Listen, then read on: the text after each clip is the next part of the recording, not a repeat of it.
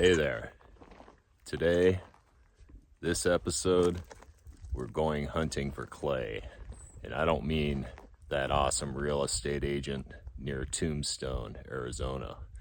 I mean that primordial alluvian fan deposits of clay that can only be found down by that wash.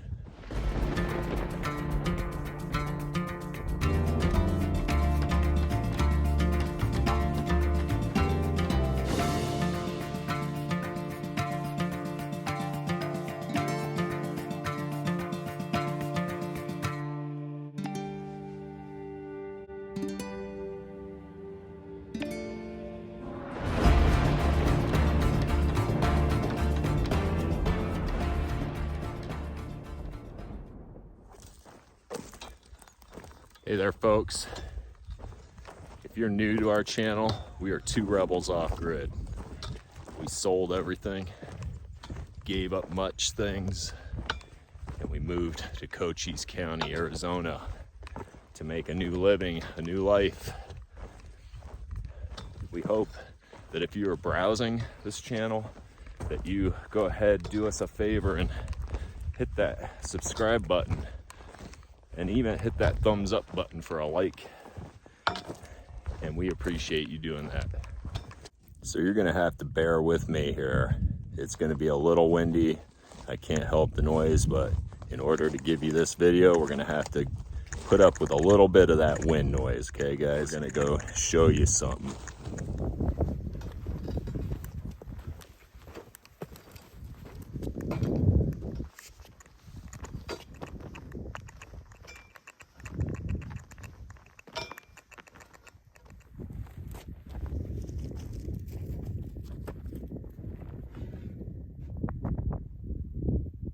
I'm standing here in front of 20 loads of sand using Bonnie.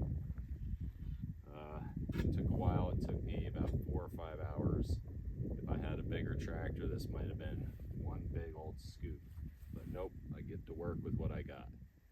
Why did I bring this sand up here? This sand is going to be for the mortar for the next project that I plan on doing on this chicken tower, the chicken run in particular. I need a lot of sand to put into my mortar mix to hold that thing up.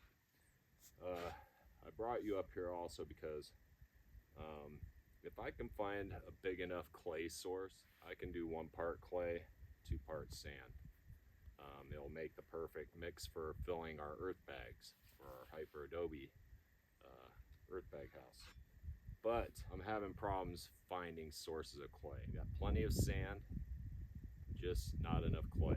When you buy a property down in southeast Arizona, there's a good chance you're gonna have a clay source.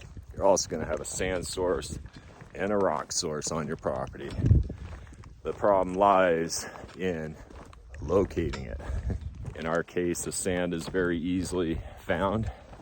The clay lies hidden beneath layers of topsoil. This is not topsoil that you'd find in the Mideast or in the East Coast. This is not the same creature. But if you plan on building hyperadobe or earth bag structures, or if you plan on mudding that structure at some point, you are going to need a significant amount of clay. I did find a pretty high content of clay rich soil mixed in with sand. Organics in Arizona make up less than 1% of your soil structure. So that affects gardening. You're gonna have to amend your soil and wash out all those salts. But clay, especially the alluvian fan clay that I speak about, comes from up there, up on top of the mountain. It starts up there. Clay is basically like an extreme breakdown of stone that lies up on top of that hill. And it washes down to low spots. Back when there was oceans in places that they aren't now. it left large deposits of clay. And in our case here, we have a wash, and over time, all those clay sediments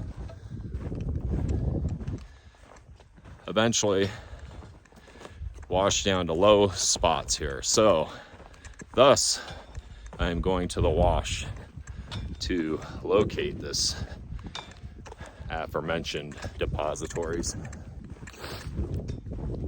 And let's get back to what I was talking about.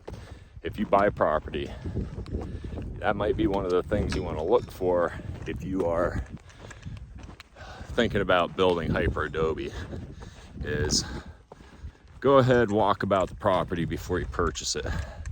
See if you can see some noticeable signs of clay, like fragmented soil,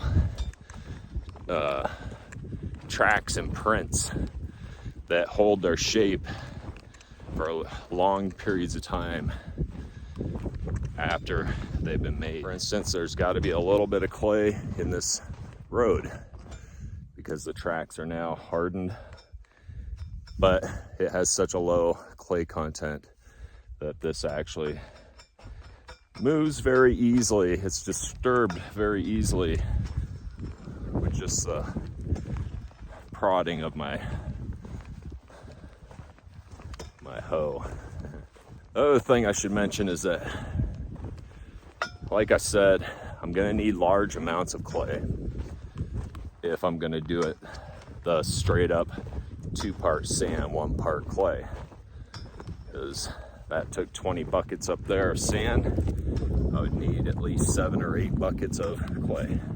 And this is just for the chicken tower, not to mention the house. So I'm actually sourcing this out, trying to source this clay out for the house also.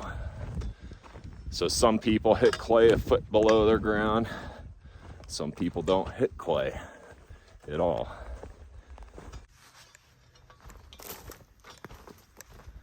Coming down to the wash, there's signs of civilization going on back here.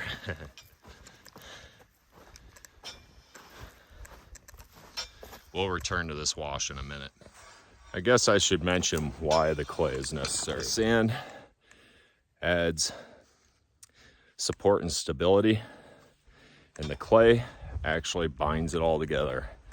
And if you're using lime, like we plan on using, it actually aids in the calcification of lime, so that in 10 years from now, that clay will turn to stone with that chemical interchange between the lime and the clay.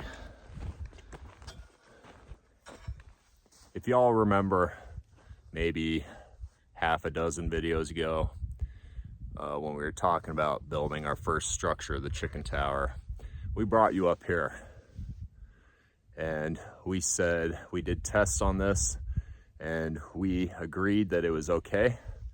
It had maybe 10% clay and the rest is sand. So I brought down the tests and they were kind of deceiving at first. It formed a hard ball, but when water was added to it, it immediately disintegrated. So this soil, I could take this soil, bring it up there, and I won't need as much clay. I just need to add enough clay to this soil to beef it up so it has more plasticity to it. It'll hold its shape. When the rains do come, it won't just turn into a mush pile. But anyhow, this is not wasted time or energy here, because this soil is almost, if I add a little compost to it and some carbon and nitrogen, we should be good for perfect garden beds up on the hill. So it wasn't a waste of time, guys. But like I said, this is probably 10% clay and the rest is sand. And it's beautiful sand and beautiful dirt, but just not for what we're needing it for. I should also mention before we go down to the wash that I also did other probes of soil extracting. Here's a second spot that I tested for dirt, see if there was enough clay or if I'd hit clay beds beneath this, and alas, I only hit more and more sand, but it was moist sand, so that's a good thing. It's holding water, so there's got to be something in there organic. So here we are in the wash. I've already been down here. You can tell by Bonnie's footprints here. I went for a little cruise yesterday. It was very cold out. Nothing much else that I could be doing. But I kind of just wanted to come down here and eyeball what the banks look like.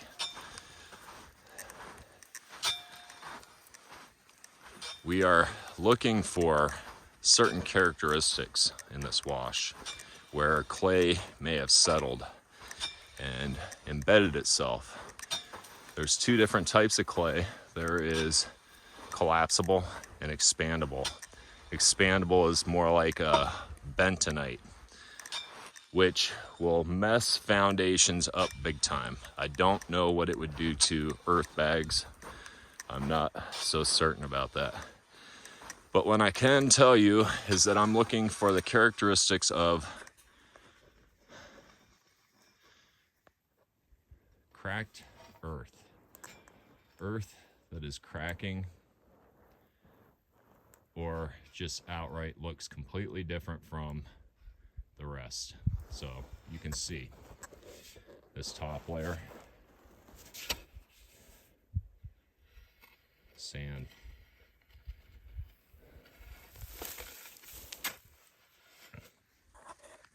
This is kind of what I'm looking for. See how this soil is forming cracks and breaking up, but still holding shape. This is kind of what I'm looking for. That's signs of clay, at least clay found here in Arizona in the washes. There's no way to know how far down this goes unless I dig, and I left Bonnie behind, so I won't be digging with the big stuff. And while we're here and I'm looking at this, if you ever want to build up your garden beds or find some good mulch, look at these trees in the wash. You can see all that accumulated debris and carbon that's just sitting there rotting out in the open. You can collect this stuff here, guys. You can collect this, drop it in your planting beds or drop it into the holes you plan on putting trees into. But I just want to mention that. Free resource. And here on this bank, it's a little higher. Look at that mesquite just holding on to this bank and getting very ancient. Pretty awesome. He probably started out in the wash, and the wash started slowly eroding the banks away, so he started throwing roots in sideways, holding on for dear life. It seems to have worked. But anyhow, this bank, I'd have to do some work. I'd have to get rid of this grass first so it's not in my mix. Although having a little grass in your mix could probably actually strengthen the end results. Would be a stronger earth bag. But as for plastering and stuff, you definitely wouldn't want that. But I'm gonna do a little bit of digging right here, and I'm gonna see if I can find that notorious clay deposit that I'm looking for.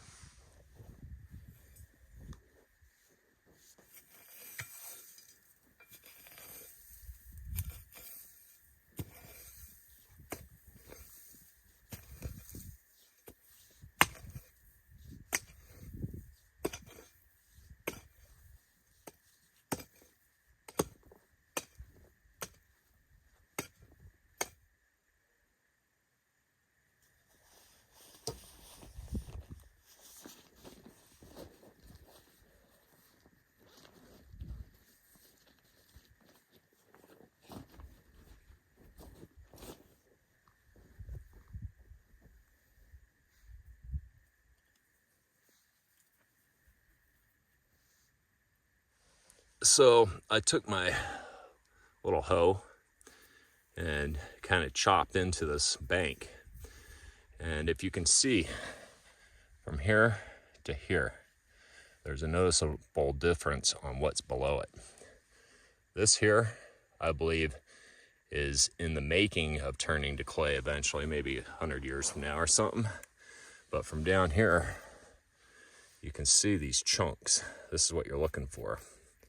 Chunks that break off in chunks, not disintegrate in your hand instantly. If I put a little bit of water in my hand and I take one of these chunks, we're gonna see if it forms what I want it to form. Doing this left-handed and one-handed. So,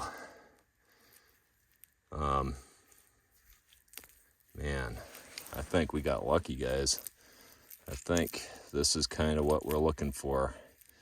We're looking for a source of plasticky clay, something that will stick to that sand as a binder and then calcify with the lime and turn eventually into stone, which is what it is already, but it's just in a different state, different stage. And I haven't felt any rocks in this stuff either, so it might not have to be sifted that badly. But we'll take this back and we're gonna do some soil tests, and we're gonna see how this performs after it dries. I think we found clay, guys. What a beautiful wash. Some of you might question the sustainability of taking clay from a wash, but I assure you, everything you see here will be replenished probably twofold as soon as the monsoons come around. The clay that I extract will be backfilled in, and 100 years from now, we might see clay beds again. I don't believe in that whole everything's a millennial old and all that. You might think I'm crazy, but I believe everything's less than 10,000 years old on this planet. But before I go into too much of a rant, I'll just leave it at everything you see here will be renewed. Everything that's right here will be blown downstream for miles and miles and miles. And all these tracks will be covered like nobody's ever been here before. And that's the way I want it to be. While we're going back to the house, I just wanted to say there's other ways you can find clay. Drive down any of those roads after rain and just see what the roads are like. How much you, even if you're in a four-wheel drive vehicle, you're slipping and sliding. All that's clay. Sand doesn't make you slip. So, and then when that all dries up, it leaves that permanent track in the road, right, until the next rain. So that's where you can find clay. You can also find them out in old dry lake beds. I don't have a dry lake bed on my property though. I see deer print. Nice. Maybe antelope. But let me get back to the house and we'll do a couple tests and see if my newfound spot is clay worthy.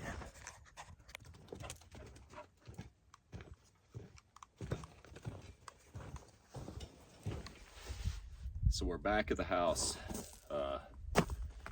here at the campsite, and I'm gonna run a test here today. I wanted to a test on that clay that I brought back. I just brought back a couple samples. I'm gonna run just a simple test, but stay tuned, guys, because in future video, we plan on doing a thorough testing of your soil. This isn't the same thing as we did back in Colorado when we did soil testing with test strips and stuff like that. No, this is going to be a more complete soil analysis, and I think that it'd be wise for you to stick around and watch that video when it comes out, probably in the next week. But we need to know this soil content before we start building those hyperadobe bags. So let's get on to this. I'm gonna do a test that involves just water in your hand. So we got here a little water, a little bit of soil, not too much. I'm gonna put this together. You can see the granules in it. It's probably, you can hear it. You can hear that abrasion going on inside there. Clay is truly broken down far more so than this sand is, this rough sand. And it's pretty much broken down to as much as it's gonna break down. So we got this from up there. This was our initial test spot where you saw me dig those big holes. Well, you didn't see me dig them, but you saw the aftermath of that. And we thought that soil was going to be okay, but I'll show you what happens to this soil later on. Let's do this other sample. So here's the sample that we just did here. It's more elastic. It has no sound to it when you squeeze it. It has a smoothness to it, plasticity, so you can mold this and it doesn't fall apart. This, I would say, is at least 80% clay, maybe 20% sand. So it would make a very good additive to our hyperadobe bags. Let's let this dry for a while, and I'll come back to you and tell you why it's so important. Although that first batch had some clay in it, and almost enough to be good enough for the earth bags, I'm going to show you why it's not. All right, so to the left would be our original test. We thought that this soil would be suitable. It looks fine. It's got granules of sand, small little tiny pebbles, a couple millimeters across, and it is holding its shape, right? And then to the right, we have what we extracted today from that hill. And as you can see, it's smoother. There's no little grit in it, and it just seems to be less porous. So is what we're going to do here, because looks are deceiving. They both appear to be hardened mud balls, but watch what happens. And remember, if you're building on a home and it's made of this stuff, this is probably what might happen if you don't keep your earthen bags covered during a rain. So we got a little bit of water, and then we'll put some water on this one. A little bit of water, and we'll let that set for a bit. I'm trying to give them both the equal amount of water. So as what you can first tell immediately is this is porous. It's actually taking in the water, and you can see it's dropped sediment along its base. So this one is also dropped sediment. It doesn't appear to be as much, but so then if you notice now, look at this. So it immediately starts fragmenting, and it actually will do this inside your earth bags, right? That's what happens to the first specimen if you don't have enough clay in it, and it's mostly sand. So this one here, I'm squeezing it as hard as I can, and it's not breaking, it's not dissolving, it's holding its shape. It's not breaking, it's not dissolving, it's holding its shape. The water actually almost shedded completely off of that. So what would you rather build your house with? The one to the left or the one to the right? And this is why it is so important to go hunting for the proper clay, and to make sure when you're filling those bags that you have the proper clay content, which I believe is a 30% clay to 60% sand. And then of course, if you're adding lime like we plan on doing, lime will actually calcify the clay within the bags, and eventually over time will make it as hard as a rock. Lime progressively hardens over time. That's why these medieval castles and these structures from the past are still standing. It's kind of curious to think of what our buildings will be like 1,000 years from now, 2,000 years from now. But this is it, guys. This is the test I wanted to show you. We look like we are golden for clay. I found a resource. Hopefully it's enough to do what I need to do, and we can get going on these hyperadobe bags now that we found a clay source. But we need to go up there and finish that chicken run foundation first, so stay tuned for those videos. So thanks folks for watching. We really do appreciate you guys following along. It gives us a multi-layered purpose for doing all this. It gives us motivation and helps us have an incentive every morning besides our typical incentives to get out there and homesteading. So if you did like this video, go ahead and please subscribe and like it. And we really appreciate it when you guys leave comments on the bottom. We try to answer all those comments. If we can't get to them, it means that we probably exceeded into the massive amounts of subscribers and we can't keep up. But until then, we're doing our best, guys. So hope you enjoy this video. Adios.